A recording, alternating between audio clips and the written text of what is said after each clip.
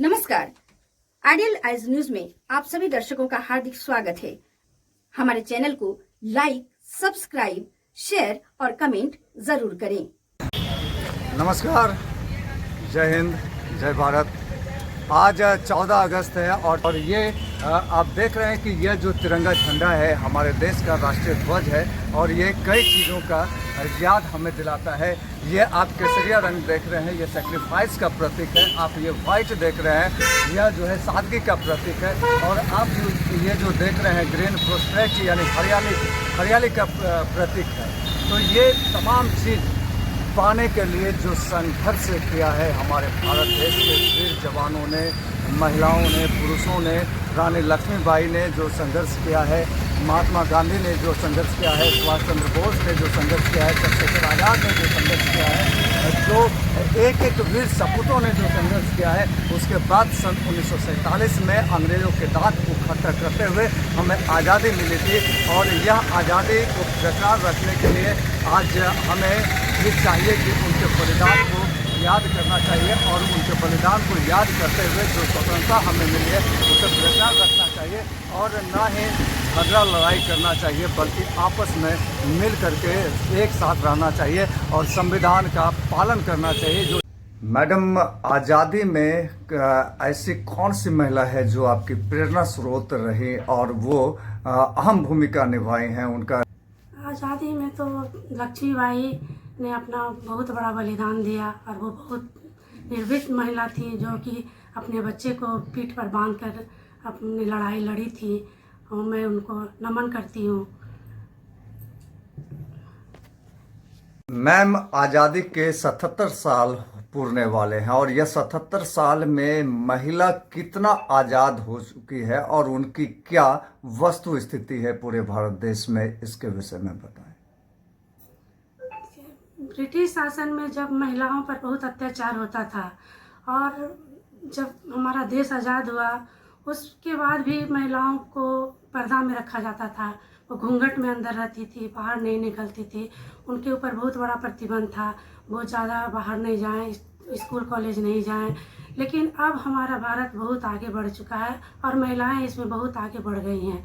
वो हर क्षेत्र में आगे आई हैं, चाहे राजनीति हो या खेल कूद हो या और भी कहीं सर्विस करना है, तो वैज्ञानिक दृष्टि हर कोण में महिलाएं आगे आई हैं। और मैं महिलाओं को धन्यवाद देती हूँ कि वो इसके लिए आगे आई और इसके लिए उनको हर महिला को शिक्षित होना बहुत ज़रूरी है, क्योंकि शिक्षित महिला ही अपने बच्चों को, अपने समाज को शिक्षित कर सकती हैं। तो मैं इस पर बहुत धन्यवाद करती हूँ महिलाओं को कि वो आगे आएँ। और आप बिहार राज्य की हैं, तो बिहार राज्य में महिलाओं की क्या स्थिति है? महिलाओं को कितना रोजगार मिल पाया है, कितना आरक्षण मिल पाया है? क्या इस संदर्भ में कुछ बतला सकते हैं आप?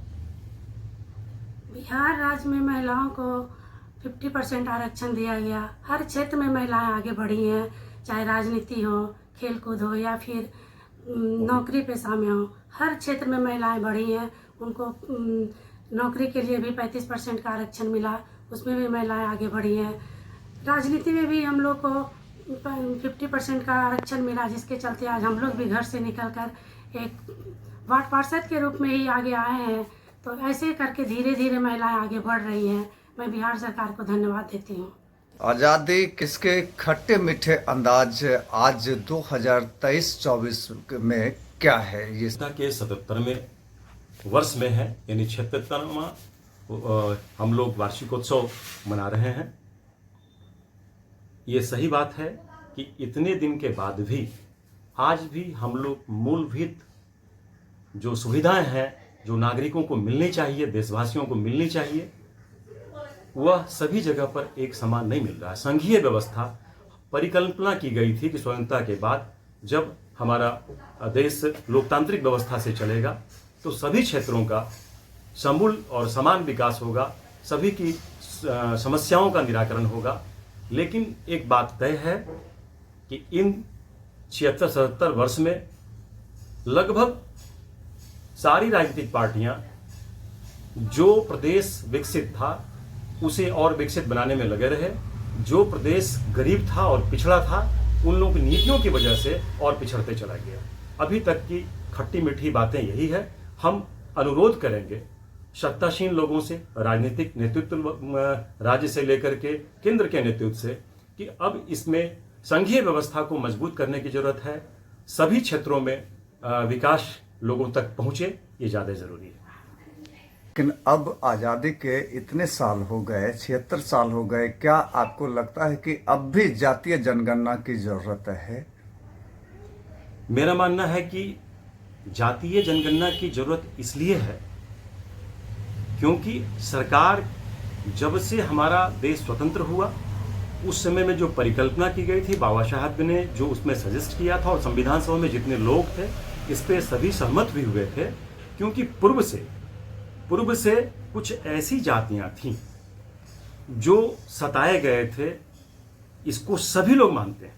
आज ऐसे वैसे वर्ग के भी लोग जानते हैं जिस वर्ग से ऐसा कुछ ना कुछ होता रहा है, तो उनको सामाजिक तौर पर अवसर मिले, इसके लिए किया गया था। बराबरी का ये आ जाए, हम अब लगातार जो है फेसबुक वगैरह पर भी अपना मैसेज देते हैं, इस पर क्लियर है कि उन लोगों को आरक्षण की आवश्यकता तब तक है जब तक समाज के हर जाति वर्ग के लोग उसको स्वीकार करना ना शुरू कर दें, एक साथ बिठाना ना शुरू कर दें, और सारी जो सांस्कृतिक समन्वय की बात होती है सबको साथ लेकर ना करना शुरू कर दें, तब तक उनको आवश्यकता है। लेकिन साथ ही साथ आर्थिक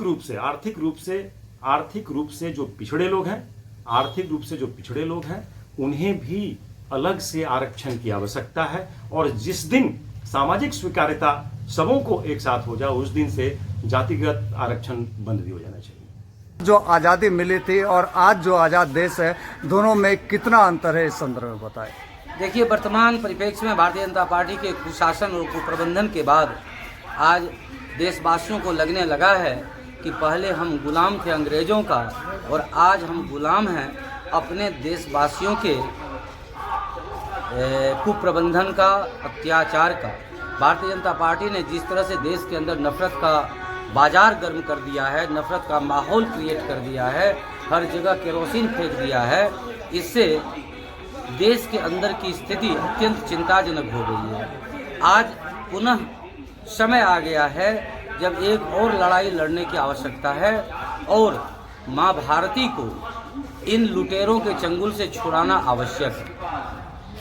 रहे हैं कि पूर्णिया का मार्केट पूरा सज चुका है और आज लगता है कि ये पूर्णिया शहर भक्तिमय यानी राष्ट्रभक्ति से ओतप्रोत हो गया है। और यहाँ पे दुकान लगाए हैं, दुकानदारों से हम फीडबैक लेते हैं कि ये क्या कुछ कहना चाहेंगे। आप जो ये लगाए हैं कितनी उत्साह है इसको लेकर के, हालांकि इसकी खेती लेकर ज़्यादा नहीं होता है लेकिन फिर भी कितनी उत्साह है? अपने आप में उत्साह पूरा है कि बच्चा सब उमंग में आता है, फिर खरीदारी करता है, चीप एंड बेस्ट में सामान मिल जाता है, चीप एंड बेस्ट में सामान मिल जाता है और उमंग के साथ आते हैं लोग लेने के लिए, बच्चों के साथ लेने के लिए, गार्जियन माता पिता सब आते हैं। जी, क्या परिचय हुआ? मेरा नाम रूपक कुमार, आधुनिक पूर्णिया का। चाची, ये तिरंगा का जो आप लगाए हैं, मतलब ये स्वतंत्रता दिवस के लिए जो लगाए हैं, क्या बिक्री बट्टा हो पाता है?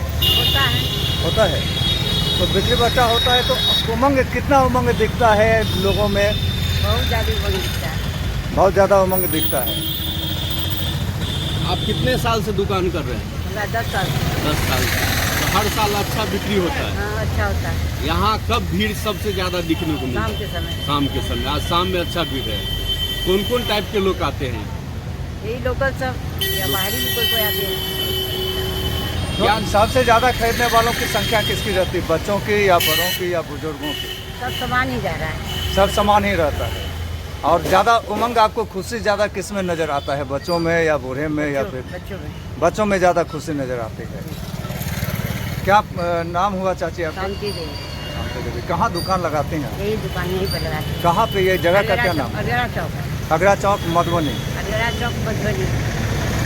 स्वतंत्रता दिवस को लेकर के कितना उमंग है आपके दिल में? बहुत ज़्यादा उमंग है, हर साल की तरह इस साल भी बहुत उमंग है। क्या मैसेज देना चाहेंगे आप? मैसेज क्या देना चाहेंगे? मैसेज यही है कि पानी उनी के लेके हम लोग को दुकानदारी थोड़ा सा ये हो रहा है, और जो हर साल जैसा उमंग था बेचने का, खरीदने का, इस साल नहीं देख रहे हैं उसका उमंग कुछ नहीं देख रहे हैं। जैसे मोदी साहब एक बार बोले थे झंडा लहराने के लिए, तो वो उमंग था कि हर जो आदमी एक एक पीस झंडा खरीद के ले गए। अबरी जो है ऐसा कोई उमंग नहीं देख रहे हैं सर। तो इस बार भी तो लोगों का कहना है कि हर घर तिरंगा फहराए, हर घर तिरंगा लहरावे, लेकिन वैसा कोई लहरे नहीं है, वैसा झंडे का बिक्री नहीं है। वैसा झंडे का बिक्री नहीं। क्या नहीं है। परिचय हुआ? छोटू केसरी। गाड़ी का करीब 3-4-5 साल 10 साल 10 के बोलिएगा 10 साल से दुकानदारी। कितने दिन से हो रहा है? कितने दिन से दुकानदारी हो रहा है? कितना दिन से? 10 साल से हो रहा है। और कैसा दुकानदारी रहता है? दुकानदारी मंदे अभी आज मंदा है। कब आपका सेल ज़्यादा होगा? वो कल होगा, कल आज शाम से न तो कल से। क्या नाम हुआ आपका? शिवजी केसरी। न्यूज़ चैनल को आपने लाइक नहीं किया है, सब्सक्राइब नहीं किया है, तो आपसे आग्रह है कि हमें लाइक करें, सब्सक्राइब करें, शेयर जरूर।